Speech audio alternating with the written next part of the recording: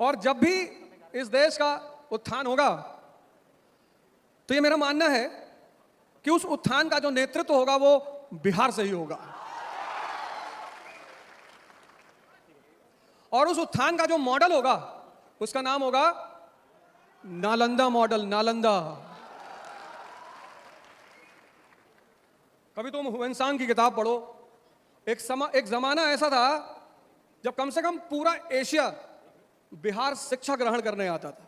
पूरा श्रीलंका का राजा हर साल अपने आय का एक पार्ट नालंदा विश्वविद्यालय को भेजता था।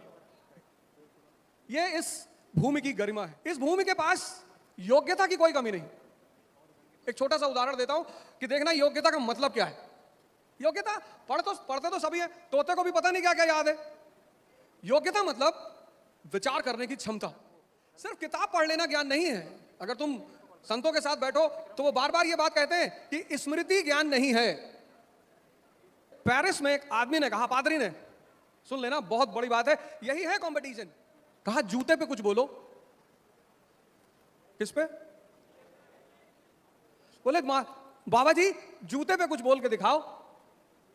तुम मान ले कि पूरा ज्ञानियों का देश। अरे बोले महाराज जूता जीवन का संकलन है, पूरा जीवन जूते पे टिका हुआ है। बोले कैसे? बोले नया नया पहन लो तो काटता है, तो जूता काटता भी है। बोले थोड़ा सा पुराना हो जाए तो उसमें से आवाज आने लगती, चू चू करता। बोले जूता बोलता भी है।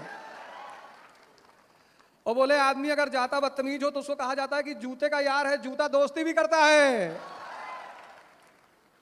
बोले और तो छोड़ो, किसी को मिर्गी आ जाए तो जूता सुंघाना पड़ता है। बोले जूता औषधि है महाराज। जूता बोलता है, जूता काटता है, जूता औषधि है।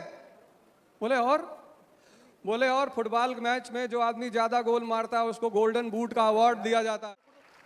इसी बात पर कबीर ने कहा था कि पोथी पढ़ पढ़ जग मुआ आईएएस भया न कोई, और 4 अक्षर एनसीईआरटी का पढ़े सो आईएएस होए। तुम इतना रटने पे ध्यान देते हो, तुम इतना रटने पे ध्यान देते हो, ये तुम्हारे सोचने की क्षमता, विचार करना। नालंदा मॉडल क्यों कहा मैंने? ना से नालंदा ना से निर्वाण।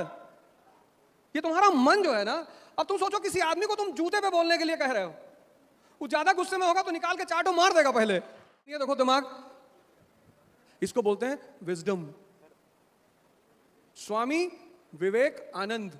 स्वामी किसका? अपनी इंद्रियों का, जिसने अपने विवेक को जिंदा कर लिया है। जो भी व्यक्ति अपने इंद्रियों का स्वामी होकर अपने विवेक को जिंदा करेगा वो आनंद की स्थिति में रहेगा। यही है स्वामी विवेकानंद। फिर उन्होंने कहा अभी तो जूते की जीवनी खत्म नहीं हुई, एक पॉइंट और बचा है।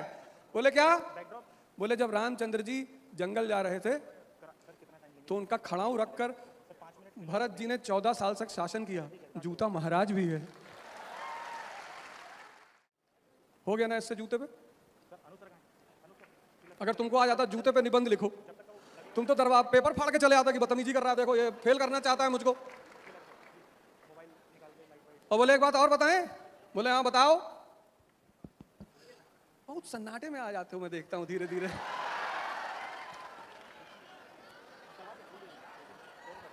बोले हमारे यहां हिंदुस्तान में एक राज्य है बिहार, वहां जो ज्यादा दिमाग दिखाता। अरे सुन लो पहले, तब किसी का नाम पहले सुन लो। कुछ लोग बिना सुने चिल्लाने लगते, बाद में पछताते हैं कि ये क्या बोल दिया यार। पहले सुनो, पूरा हो जाने दो। तो हमारे यहां बोले ऐसा है कि जब किसी आदमी को मूर्खता की उपाधि से सम्मानित किया जाता है तो उसको गधे पे बिठा के जूते की माला भी पहनाई जाती है। बोले निबंध पूरा हो गया? बोले मास्टर साहब